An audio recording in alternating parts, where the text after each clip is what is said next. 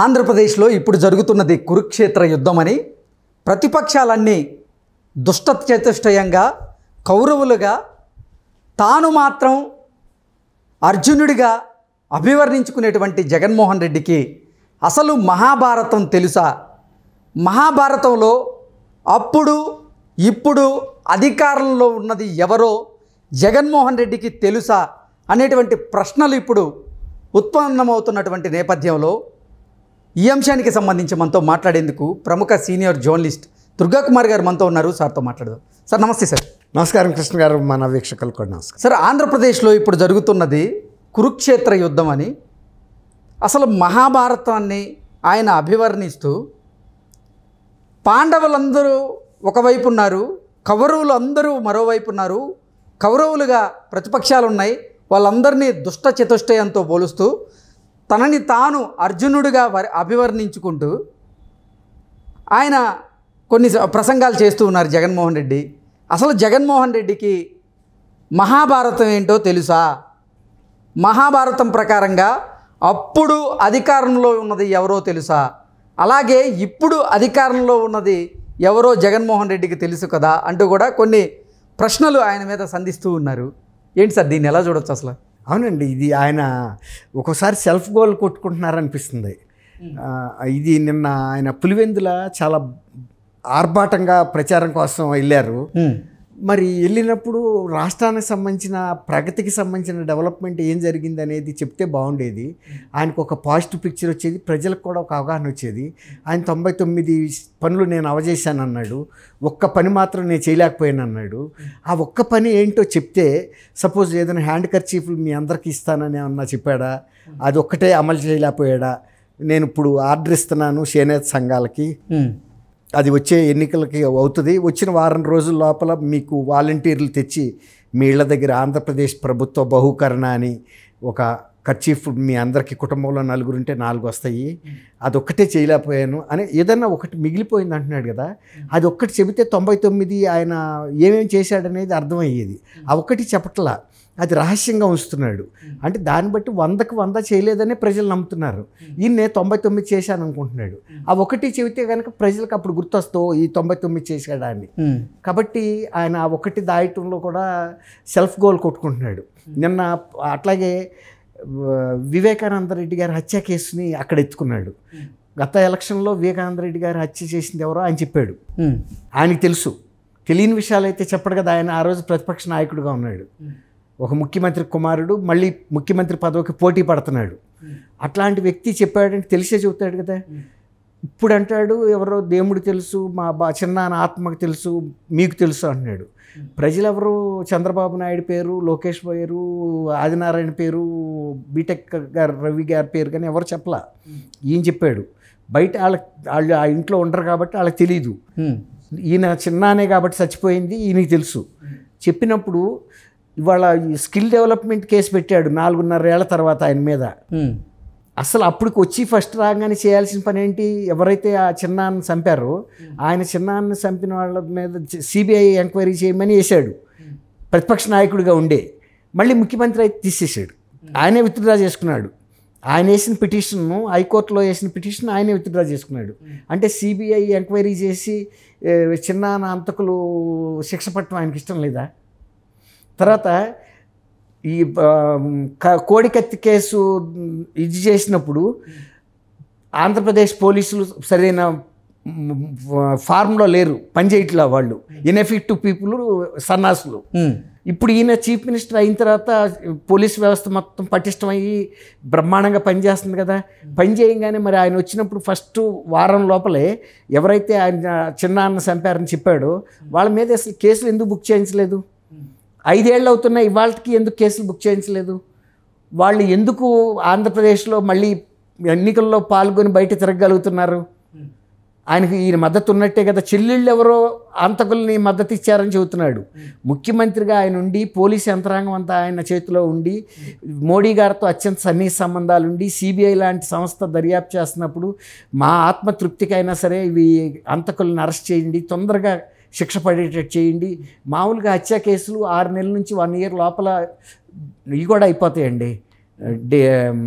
Enquiry విచారణ జరిగి శిక్ష పట్టడమో కొట్టేయటమో జరిగిపోతాయి.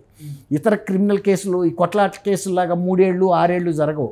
ఒక్కోసారి 6 నెలల్లో కూడా హత్య కేసులు దర్యాప్తు పూర్తయిపోయి శిక్ష పడితే శిక్ష పడుతుంది, లేకపోతే ఇళ్ళకి వెళ్ళిపోతారు. కానీ మరి ఈయన ఎందుకు చేయలేదు? చిన్నాన్న మరి ఇప్పుడు చెబుతున్నాడు, మా చిన్నాన్న వివేకాన్ని చంపేశారు, ఆ అంతకులతో పాటు నా చెల్లెళ్ళు ఇద్దరు కూడా వెళ్ళిపోతున్నారు, వాళ్ళని సపోర్ట్ చేస్తా అంటున్నాడు. నువ్వే సపోర్ట్ చేస్తా, నీ ముందే తిరుగుతున్నారుగా నీ రాష్ట్రంలోనే. వాళ్ళు ఏమన్నా అండర్ గ్రౌండ్లో ఉన్నారా? ఎందుకు చెబుతున్నా అంటే ఇది ఆయన సెల్ఫ్ గోల్స్ కొట్టుకోవటంలో నంబర్ 1 అనేది చెప్పడానికి. ఇవాళ పులివెందుల ప్రజలు, కడప జిల్లా ప్రజలందరికీ తెలుసు అన్నాడు ఎవరు హంతకులు.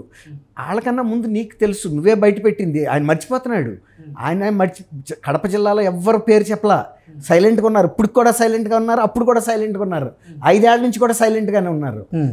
ఈయన చెప్పిన వ్యక్తికి ఆయన దీంట్లో సాక్షిలోను, సాక్షి పేపర్లో నారాసుర రక్త చరిత్ర అని ఇట్లా కత్తి పైకి పెడితే కింద జర్రని నెత్తురు కారుతుంది. ఎవరన్నా ఆ ఫోటో చూస్తే నిజంగానే ఆయన చంపి రాగానే వీళ్ళ సాక్షి విలేకరులో పులివెందుల్లో చంద్రబాబు నాయుడు గారిని ఫోటో తీసింటారు. వాళ్ళకి తెలియదు కదండి. ఏదైనా పేపర్లో పడితే ఎవరైనా గ్రామస్తులు ఏమనుకుంటారంటే ఈ టెక్నాలజీ ఇదంతా గ్రాఫిక్స్ అని వాళ్ళకి తెలీదు. వాళ్ళు నిజంగానే ఆయన చేతిలో కత్తి ఉంది, దానికి రక్తం కారుతుంది, వీని చెప్పిన మాట కరెక్టేను, రాత్రి చంపింది చంద్రబాబే, ఫోటో కూడా వేశారు పైనుంచి కింద రాక. మరి వేసినప్పుడు అవన్నీ ప్రూఫ్ పంపించి అరెస్ట్, ఆయన మీద కేసు పెట్టించాలి కదా. ఇప్పుడు చెల్లెల్ని ఎందుకు విమర్శిస్తున్నాడు ఈయన? నువ్వు వాళ్ళతో కుమ్మక్కై నీ రాష్ట్రంలో తిరుగుతుంటే నీ చేతిలో పోలీస్ వ్యవస్థ అంతా ఉంది. ఇప్పుడు త్రిబుల్-ఆర్ని హైదరాబాద్లో అరెస్ట్ చేసి తీసుకెళ్ళి 3rd డిగ్రీ ప్రయోగించి ఇరగదీసేశారు. ఇరగదీసి ఏదో స్కిన్ డిసీజ్ అని చెప్పి రాయించారు గుంటూరు డాక్టర్లతో. అలాంటప్పుడు ఆయన చెప్తున్న విషయాలు చాలా కన్ఫ్యూజన్గా ఉంటున్నాయి ఆంధ్రప్రదేశ్ ప్రజలు. అంటే సార్ అసలు ప్రతిపక్షాలనేమో ఆయన కౌరవులుగా అదే అది చెప్తాను మీకు, నేను చెప్తా. ఇప్పుడు ఆయన చేస్తున్నది అన్నీ కూడా కన్ఫ్యూజన్. ఇప్పుడు ఇది ఊళ్ళల్లో చర్చ జరుగుతుంది మీరు చెప్పిన పాయింట్. ఇప్పుడు ధర్మం ఎవరి వైపు ఉంది, అధికారం ఎవరి వైపు ఉంది? మన యుద్ధం ఏంటంటే దాని మహాభారతం, కురుక్షేత్రం. కురుక్షేత్రం ఎందుకు జరిగింది అనేది మనం ఆయన గ్రహించాలి. కురుక్షేత్రం దుర్యోధనుడు మహారాజు, ఆయన చక్రవర్తి. ఆ చక్రవర్తి పరిపాలన చేస్తున్నాడు. పాండవులకి ఒక భూమి, ఒక గుండి సూది మోపే అంత భూమి కూడా ఇవ్వనన్నాడు ఆయన. వీళ్ళు ఒక గ్రామం అడిగారు. వాళ్ళని ఒక మోసం చేసే జోదంలో వీళ్ళని ఓడించి దీనికి పంపించాడు. ఇది అడవుల అరణ్యవాసం, అజ్ఞాతవాసం చేయించాడు. 12 ఏళ్ళు అరణ్యవాసం చేశారు, సంవత్సరం అజ్ఞాతవాసం చేశాడు. అజ్ఞాతవాసంలో దొరికితే మళ్ళీ 12 ఏళ్ళు అరణ్యవాసం చేయాలి పాండవులు. వాళ్ళు కట్టుకున్నది ఏంటంటే ఒక బేద బ్రాహ్మణులు కట్టుకునే అంగవస్త్రము, పైన తుండు, ఇవి యజ్ఞోపవేశమే వాళ్ళకు ఉంది. వాళ్ళు మహారాజులు కాదు. న్యాయం వీళ్ళ వైపు ఉంది. వీళ్ళు భిక్షాటన చేసుకు బతికారు తల్లి కుంతిదేవితో కలిసి ఒక చిన్న గుడిచిలో ఉండి. అతను దుర్యోధనుడు వీళ్ళని ఛాలెంజ్ చేసి వీళ్ళని అన్యాయం చేసినప్పుడు కృష్ణుడు ఎంతవరకు రాయబారం చేయాలో అంత రాయబారం చేశాడు. ఎందుకంటే ఇది ప్రపంచంలో ఈనాటికి కూడా జరిగిన అతి పెద్ద యుద్ధం, ఎక్కువ మంది ప్రాణ నష్టం జరిగిన యుద్ధం కురుక్షేత్రమే. ఆయన నివారించలేకపోయాడు. ఇతను మూర్ఖత్వాన్ని ఆయన మార్చలేకపోయాడు.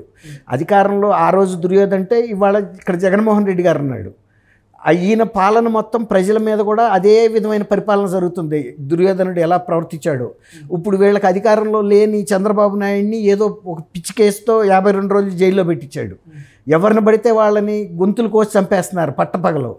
ఇప్పుడు అధికారంలో ఉన్నాళ్ళు వైపు న్యాయం లేదు. అప్పుడు లేదు, ఇప్పుడు కూడా లేదు. న్యాయం అధికారంలో లేని వాళ్ళ పాండవుల వైపునుంది, ఇవాళ ప్రతిపక్షాల వైపునుంది. అప్పుడు కృష్ణుడు అయితే వాళ్ళ మోడీని కృష్ణుడుగా అనుకుందాం. కృష్ణుడు యుద్ధంలో ఆయుధం పట్ల, ఓన్లీ రథసారథ్యం వహించాడు, ఆయుధం పట్టలేదు. కానీ ఇప్పుడు మోడీ ఇక్కడ ఆయుధం పట్టాడు. వాళ్ళ క్యాండిడేట్స్ని కూడా నీ మీద పోటీకి దింపాడు. అంటే ఆయన ఆయుధం పట్టినట్టే కదా ఆ రోజు యుద్ధానికి. అది ఈ రోజు యుద్ధంలో ఈయన పోటీకి దింపాడు. వాళ్ళ శాసనసభ అభ్యర్థుల్ని పెట్టాడు, 10 మంది లోక్సభ సభ్యుల్ని పెట్టాడు.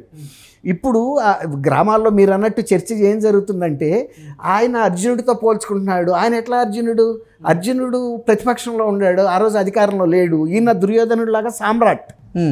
ఈయన ఏది జరిగితే ఇవాళ పోలీస్ యంత్రాంగం మొత్తం ఆయన చేతిలో ఉంది.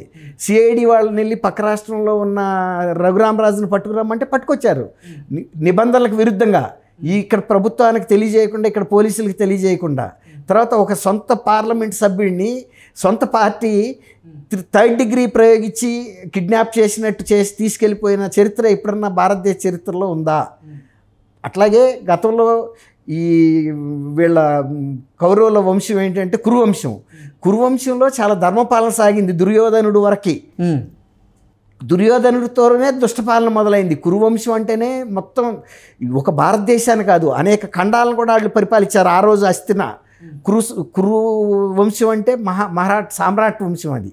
మరి ఇవాళ నీ చేతిలో ఈ పోలీస్ బలగాలు ఉన్నాయి, అధికార యంత్రాంగం ఉంది, నీకు హెలికాప్టర్లు ఉన్నాయి. ఆ రోజుల్లో రథాలు అనుకోండి, అతిరథ మహారథులు అంటే ఆ రోజులు భీష్ముడు ఇలా వీళ్ళ ఉన్నారు కదా, శకునీలా. ఇప్పుడు నీకు 50 మంది అతిరథ మహారథులైన సలహాదారులు ఉన్నారు. ప్రతిపక్షాలకి సలహాదారులు ఏరి?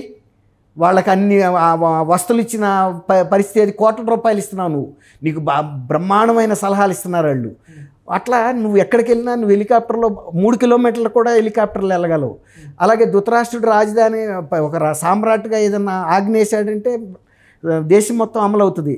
నువ్వు బయలుదేరావంటే ఇళ్లలో తలుపులు వేసేయాలి, ఇళ్ల తలుపులు వేసేయాలి, దుకాణాలు బంద్ చేయాలి, పట్టాలు కట్టాలి. తర్వాత చైన్లు పట్టుకుని రోప్పు తాళ్ళు పట్టుకుని రోప్ పార్టీ వెళ్ళాలి. తర్వాత వచ్చేసి చెట్లు కొట్టేయాలి. ఇన్ని రకాల ఇంత వెలుగు భారతదేశంలో ఏ ముఖ్యమంత్రికి లేదు. అలాగే ధృతరాష్ట్రుడు కూడా అంతకుముందు వాళ్ళ తండ్రి ఉన్నప్పుడు కూడా అంత వెలుగు వెలగల. వాళ్ళు ప్రజలకు బాధ్యతగా ఉన్నారు. ఈయన తను పవర్ అంతా చూపించాడు. పవర్ చూపించడంతో పాటు పక్కన వాళ్ళ వంశస్థులే అయినటువంటి దాన్ని ఏమంటారు, కజిన్ బ్రదర్సే కదా వీళ్ళు, వాళ్ళని నువ్వు అనవసరంగా మోసం చేసి అనేక కష్టాలు పాలు చేసావు. ఇవాళ నువ్వు ప్రతిపక్షాలని అనేక రకాలు వేధిస్తున్నావు, ప్రజల్ని వేధిస్తున్నావు. ఆయన తప్పుగా పోల్చుకుంటున్నాడు. ప్రజలు చెప్పేది ఏంటంటే ఆయన అన్నీ కూడా రాంగ్ పోలికలు పోలుస్తున్నాడు. అందులో ఆయన క్రిస్టియన్ను. నీకు మహాభారతం వీటి గురించి పెద్ద నీకు అవగాహన లేదు. ప్రతిపక్షాలని కౌరవులతో పోలుస్తున్నాడు, కానీ ఈయనే కౌరవుల కింద వస్తారు అంటూ కూడా కొన్ని కమెంట్స్ వినపడుతుంది. ఈయన ఎక్కువ బైబిల్ చదివాడు, మహాభారతం ఆయనకు తెలీదు. రాంగ్ ప్లేస్లో పెట్టాడు. ఇటు దట్టు కుడి ఎడమైతే పొరపాటు లేదో అంటారు కదా పాటలో, కానీ కుడి ఎడమైతే చాలా పొరపాటు ఉంది. అక్కడ గెలిచింది ఎవరు? న్యాయం ఉన్న భేదవర్గం అయినటువంటి పాండవులు గెలిచారు. ఓడిపోయింది ఎవరు? సామ్రాట్. ఆయన చేతిలో అధికారం ఉంది, సైన్యం ఉంది, మహామహులైన మహారథులు అతిరథులు ఉన్నారు, రథాలు ఉన్నాయి, గజబలం ఉంది, అశ్వబలం ఉంది, పదాతి బలం ఉంది, కొన్ని మిలియన్ల ఆఫ్ పీపుల్ అనమాట. ఇవాళ చైనాలో ఉన్నంతకన్నా కూడా ఎక్కువ సైన్యం చచ్చిపోయింది మహాభారత కురుక్షేత్రంలో. అంత బలాలు నీ వైపు ఉన్నప్పుడు నువ్వు అర్జునుడు ఎట్లా అవుతావు? నువ్వు ధృతరాష్ట్రుడు, సామ్రాట్వి. అర్జునుడు అనేవాడు నువ్వు జైల్లో పెడితే జైల్లో కూర్చోవాలి, నువ్వు అజ్ఞాతానికి వెళ్ళమంటే వెళ్ళాలి, అరణ్యవాసానికి వెళ్ళమంటే వెళ్ళాలి. వాళ్ళు ప్రతిపక్షాలు వాళ్ళు పవన్ కళ్యాణ్ అవ్వచ్చు, చంద్రబాబు అవ్వచ్చు, లేకపోతే ఇప్పుడు కొత్తగా వచ్చిన బీజేపీ అభ్యర్థి పురంధరేశ్వర్ కావచ్చు. అదే వాళ్ళు పోల్చుకుంటుంది ఏంటంటే జగన్ గారు ఎక్కడికి వెళ్ళినా కూడా తప్పుడు కార్డు వేస్తున్నాడని, తప్పు కార్డు. అక్కడేమో బాబాయ్ హత్య కేసుని ఎత్తాడు అనవసరంగా.